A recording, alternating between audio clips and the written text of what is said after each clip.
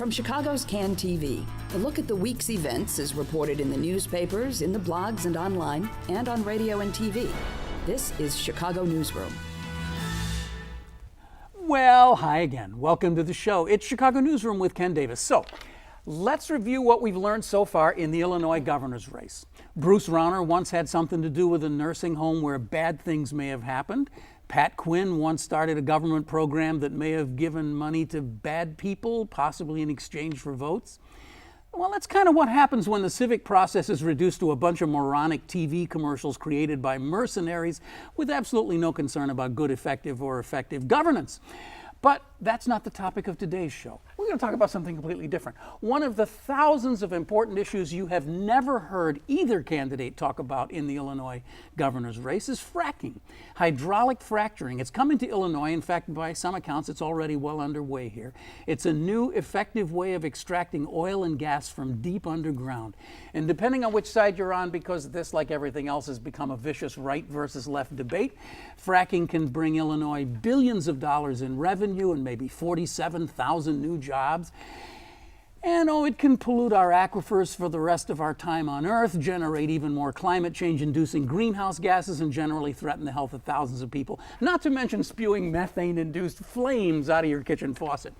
So we're not going to solve these problems here on Chicago Newsroom today, but this is the first of two shows we're going to do to try to present a fuller understanding of fracking and how it will impact Illinois, and it will. And by the way, in case you were wondering, Pat Quinn favors fracking, at least to the extent that he's signed legislation authorizing it, but Bruce Rauner favors it more enthusiastically, and that's probably why the oil and gas industries are reported to have donated over $250,000 to his campaign. On today's show, how we got here, the case against fracking is going to be the focus of this show today, and then in a week or two we will talk about the other side. Ann Alexander, I'm honored to have you on the show today from the Natural Resources Defense Council and someone who's been working with this issue from the beginning. Glad to have you on the program. And also Dr. Lora Chamberlain is joining us from Frack Free Illinois. Yep. I think we could safely call you a passionate activist. Absolutely. Right? So what we want to accomplish today, if it's possible to do it in 28 minutes, is to get an overview of what. Well, we should spend a few minutes talking about what fracking is for those who don't know it, but what it is in Illinois and how it's different from other fracking that we've heard of, and what the efforts have been to try to contain it or at least regulate it, and how successful those attempts have been. Now, Ann, when we talk about being at the table, you have been at the table with the discussion about rules and regulations for fracking, and I'd like to hear from you about how it happens. But as I understand it, in June of 2013, Governor Thompson, where did that come from? Whoa, the guy's getting old. In June of 13, Pat Quinn, the governor of Illinois, signed legislation that essentially authorized fracking to happen in Illinois. Is that right? No, actually, even that's wrong. That is not, and it's a very important distinction because prior to the law being signed in 2013, Illinois was basically an oil and gas free-for-all. We were operating under a pre-World War II statute based on what we knew pre-World War II about oil and gas development, very limited regulation. And it simply was not remotely equipped to deal with this much more modern, expansive technology of hydraulic fracturing. Now, we weren't seeing a whole lot of what we call high volume fracking, meaning using very large volumes of water or other substances to actually fracture the shale and get the gas out. We weren't seeing so much of that. We were seeing a little. There were a few jobs that were already ramping up, but the reason being that industry knew that there was probably going to be a rulemaking, a law coming down the pike. So they held off a little, but that's only going to get you so far. And there was no reason ultimately why they could not have just decided that Illinois wasn't actually going to regulate them and gone right ahead, which seems to be the direction that they were going. So what happened in 2013 is that after many of us, Dr. Chamberlain's group and our group and many others worked pretty tirelessly to try to get a moratorium on fracking, a pause so that we could actually think this through.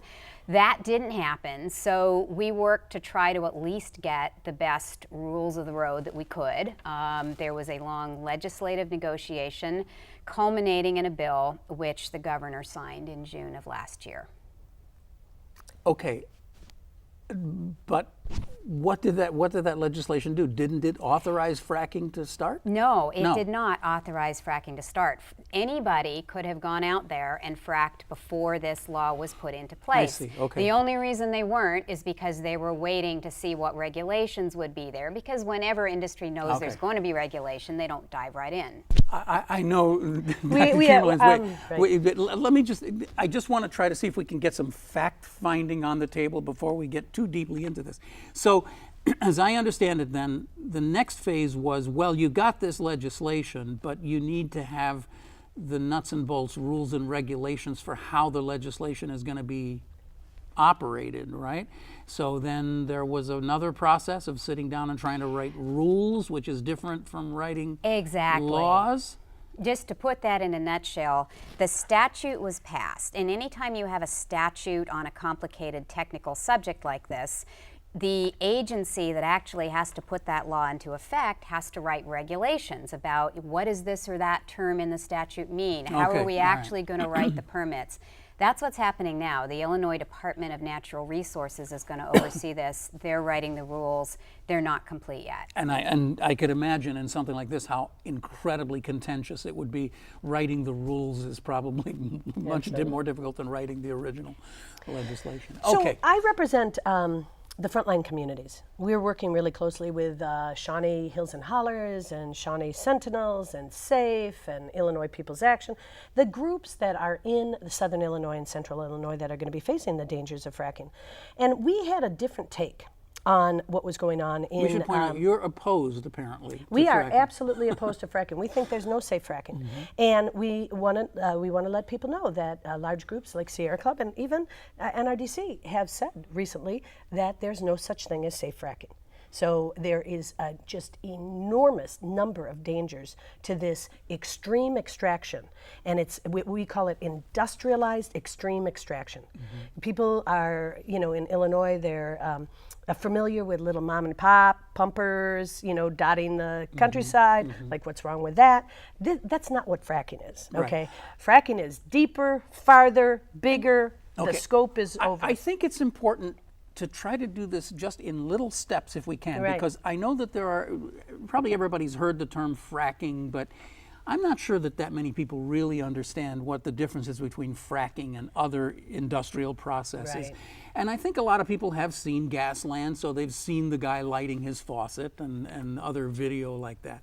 But is it possible for us to get a kind of an objective description of what horizontal fracturing is? Yes, we have defined this. We have a bill in the General Assembly to change the definition of fracking from what's in the High Volume Fracking Act, Regulatory Act, to something that encompasses it all. Because what the bill that was signed in 2013 does is it separates out what's called high volume horizontal fracking, hydraulic fracking, from low to mid volume fracking. But and that's 300,000 gallons. You can kind of think 300,000 gallons, less than that, low to mid volume, above it, high volume. But what they have, gallons of oil extracted? There's a lot of different methods. They put down a lot of different chemicals. But you say 300,000, what are you referring to? Oh, yeah, what they put down. What they put down in the hole. That's how much they put? Okay, yeah, what hold they on. put in the hole. Again, I'm sorry, I just feel the need to do this. Okay. Hydraulic fracturing, horizontal fracturing is a form of hydraulic fracturing, I believe. As I understand it, is drilling down and then injecting stuff into the earth sideways to sort of separate out the, no? No. So Okay. it's drilling down, and then the key piece here that came about at around 2000, 2001 is the drilling technology to drill horizontally. Horizontally, right. They're going right to source rock. The oil and natural gas, shale, is compressed dinosaurs, okay?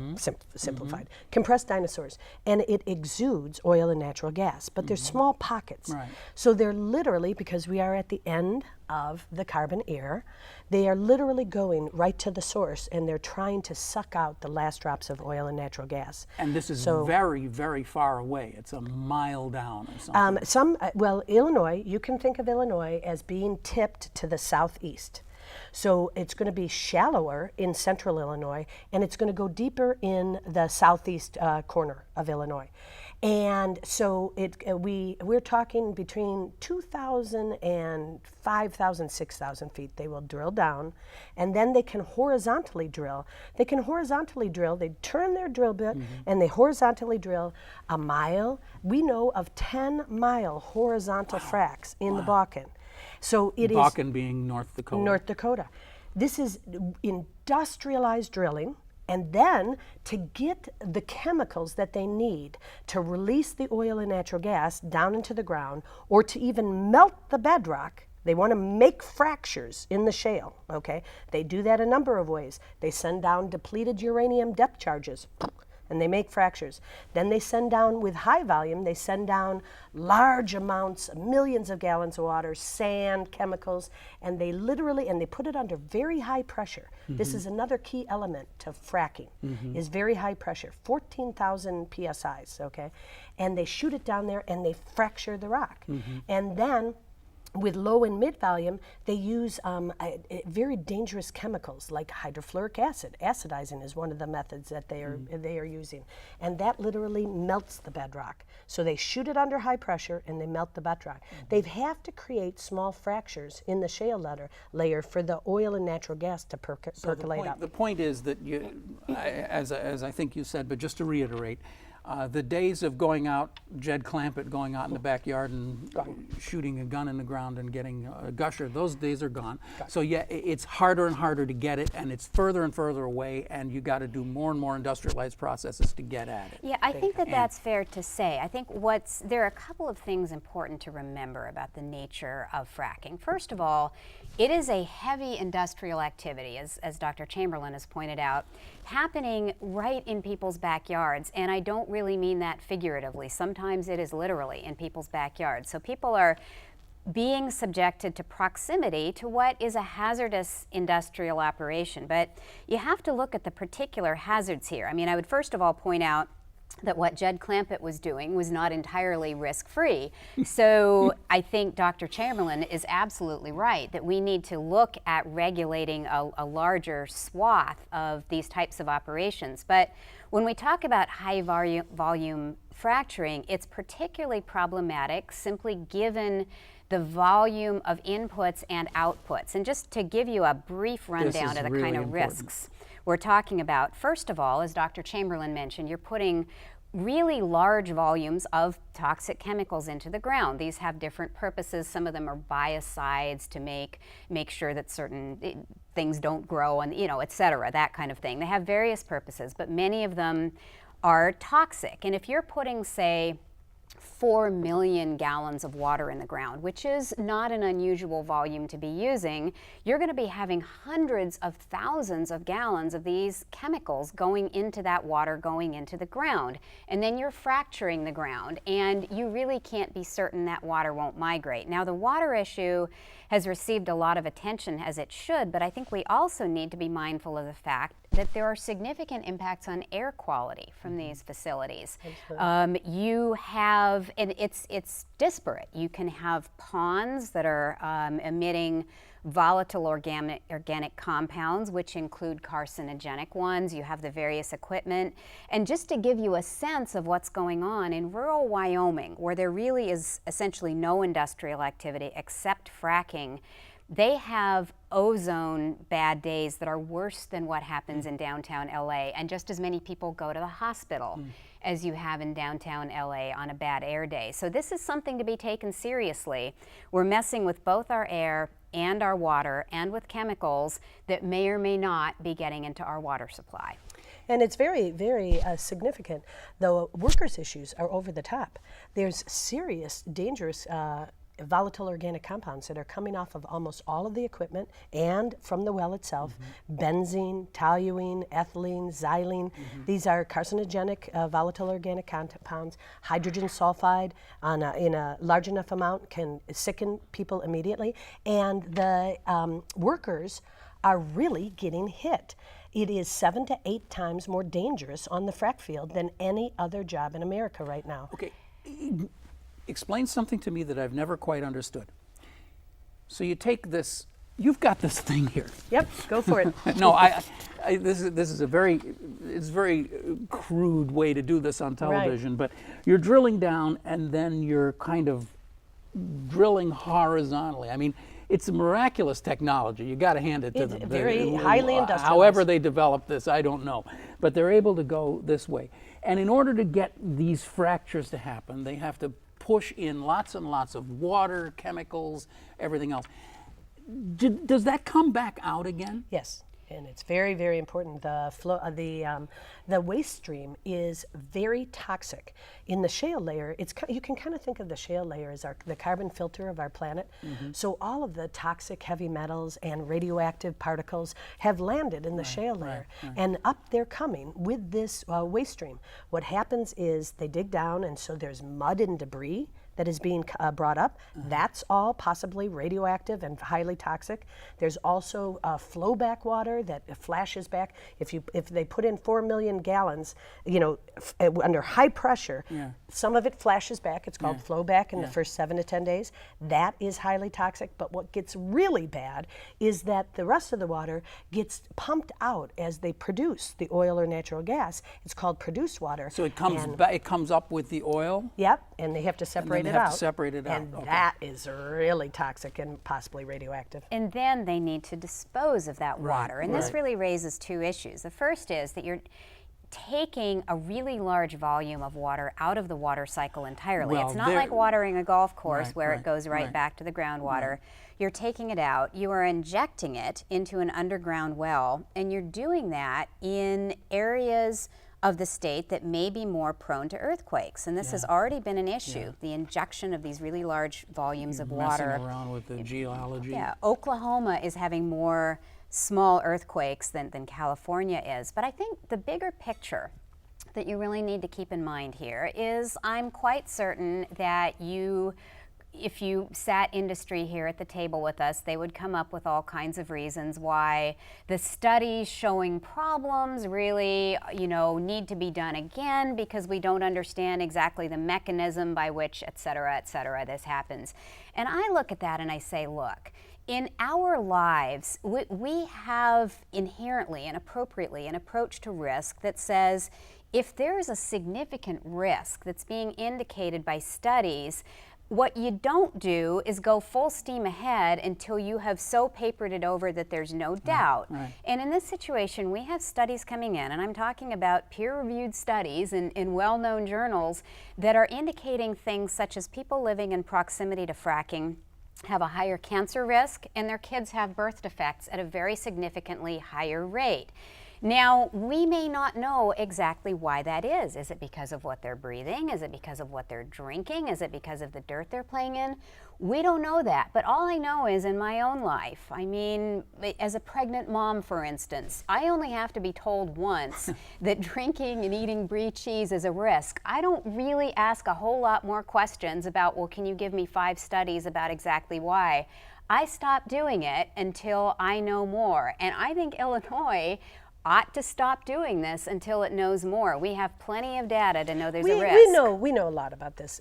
That's actually, it is not unknown, okay? Like the earthquake risk. The independent seismologists, not the seismologists that work for the industry and will say whatever they're paid to say, not those, but the independent university-based seismologists, they've known about induced earthquakes from oil and natural gas exploration since the 1960s. There's whole papers written about this.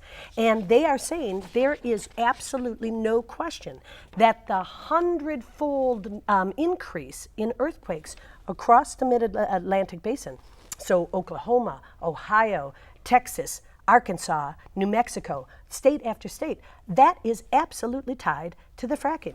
The fracking could cause, the drilling can cause earthquakes, the fracturing can cause earthquakes, and also the disposal of these millions of gallons of water under pressure in deep disposal wells causes earthquakes. That's another whole issue, is that some of this water is just being injected permanently back into the ground. And of course, there's the huge issue about the aquifers from which we draw our drinking water. And I mean, that in itself is huge. There are so many things that I want to talk with you about, and we're really we have so little time to do this. Let me ask you one other quick question. The difference between oil and gas fracking. Illinois is looking for both. Is it going to try to extract oil and gas? And I ask this because one of the most amazing things I've seen in the whole fracking thing is that there's that satellite photograph of the Bakken oil fields in North Dakota, where that area at night is brighter than Manhattan on the map because they're just burning the gas because it's too cheap to process. This is a real issue. There is potentially a huge amount of waste. In answer to your first question, no one knows for sure what they're going to find down there, but it is likely, I think the expectation is it will be oil, which will raise this issue from the North Dakota oil fields of what do you do with the gas. Now, one of the things we fought hard for in this Wouldn't legislation— you just think that you would want to catch that gas and sell it? Right now in Illinois, they are fracking with low to mid volume in central Illinois and in southern Illinois, and they are flaring the gas. Which means just burning it, just burning it into the air. One of the things that we fought very hard for in the statute, and we still don't have anything close to a perfect solution, is a requirement that they capture their gas. And if they don't capture it, they're going to end up flaring it. But we think it's important that the first line presumption be that if you generate gas, you capture it, you use it, we don't waste that. Except there's a huge exemption in the bill that says if it's not economically feasible, then they go ahead and Meaning burn it. it's not economically feasible at the wellhead to capture it because what they would get for it isn't. That's exactly right. It doesn't So they make need it economically pipelines, feasible. they need gas But capture the technology. world needs natural gas. Absolutely, there's no question about it. And it's absolutely a problem. What Dr. Chamberlain has pointed out is that, you know, we are now fighting to make sure that this is not as big a loophole as it potentially could be. But absolutely, I mean, as we see it, it's kind of like if you build a house, you don't just get to say, well, there's no sewage pipeline here, so I'm just going to dump it in the street. That's exactly right. If you build a fracking operation, it's your responsibility to build the pipeline infrastructure. And that's what some of these regulations are about, right? Having above ground storage tanks for all the waste but there are even exemptions there. Yeah, totally. So I want to just speak from Southern Illinois, Central Illinois, and the grassroots environmental groups, okay? We were absolutely opposed to the bill in 2013. We wanted a moratorium. And the reason was because they were not having scientific investigations about this. The reps and senators had no idea what fracking was. We were walking into them, they openly told us, we don't know what fracking is, but gosh but it's going to darn, bring 47,000 jobs. well, and it's 9.5 not. million. It's not. We did And so let me go back. We felt very, very strongly in 2013. 5-minute warning. Exactly, that the industry was looking for regulatory certainty. So we wanted a moratorium because to limit their liability. As soon as you pass a regulatory bill, then their liability is limited, and they're being sued all over the country. All over the country by individuals. So first of all, it is not going to create 47,000 jobs. The studies show 1.7 jobs to 3 jobs, temporary and toxic. Remember, these gas and oil workers, they are not getting protective gear. We've got reports from workers on the field that say that when they ask for it, they have to pay for it, or as soon as they ask for it, they're fired. So we're very concerned about the workers. 4 minutes. We were also very frustrated that Illinois chose to deal with this hugely important issue with scientific implications and science that needs to be evaluated through its political process. It just seemed like the wrong way to do it. And we really fought for a moratorium that would have allowed engagement in a more public process where the necessary experts were brought in to judiciously evaluate this issue. That didn't happen. Now, in the context that did happen, it turned into the political process. We were determined to get the best protections that we could in the context of that process, but they're far from perfect. This is not a bill that is going to make fracking safe. It's a bill that is going to decrease around the edges some of the biggest risk associated with fracking. And They're going straight to the active earthquake zones. They are going to the New Madrid and the Wabash Valley. They are going to frack there, and it is, the seismologists tell us that they should be being put off limits. We are absolutely opposed to the bill, the rules. We are going out there to the JCAR, the Joint Committee on Administrative Rules. We're asking them to prohibit the rules, give us another 180 days, and have scientific investigations. Somebody in Springfield has to talk to the independent seismologist. And I want you to know that all the reps and senators know about this risk. So if they set off a 7 or 8 level earthquake in southern Illinois, which is completely possible. It won't be that they weren't warned. It won't be that they weren't warned. Can I ask you another real quick question? How is this, presuming it's oil, how is the oil going to get out of there? Is it going to be on trains? Because there's all this discussion in Chicago now about these toxic trains coming through Chicago and the Chicago suburbs. Will it increase that?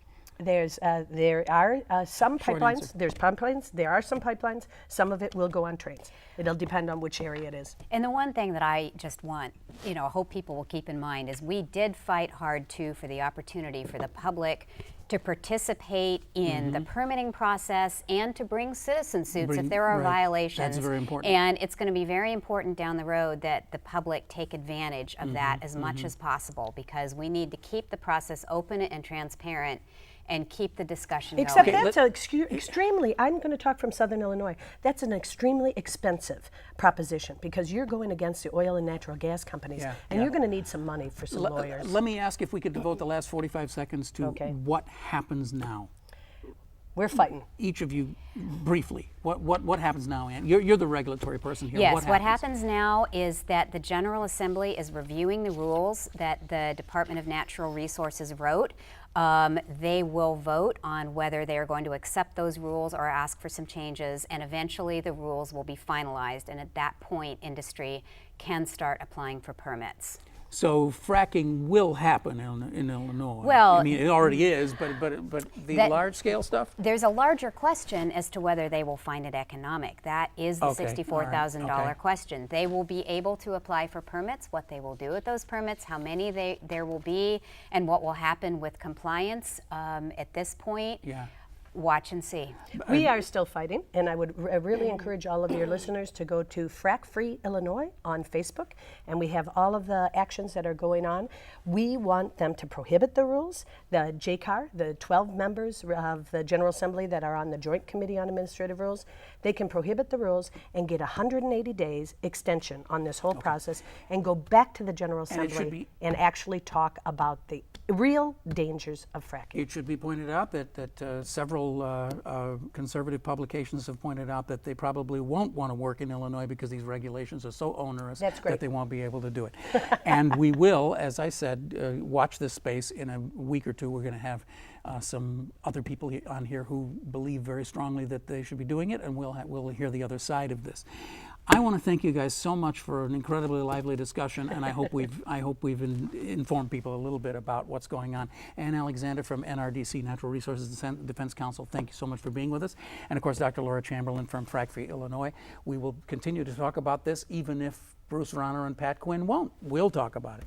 And we'll be back again next week with another edition of Chicago Newsroom right here on CAN TV. You can watch us anytime you want, but if you go to this address right here, you can see us at your discretion, and it's a great way to watch the show, and you can listen to us on iTunes too. Thanks a lot. I'm Ken Davis. We'll be back next week with another show right here on CAN TV.